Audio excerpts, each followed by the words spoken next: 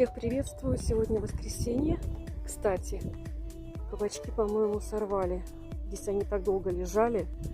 У нас сегодня погода просто, я не знаю, как весна. Вон опять цветы, одуванчики. Такое кресло выставили. Но оно, конечно, уже все покоцанное. Что-то. Так, а это что?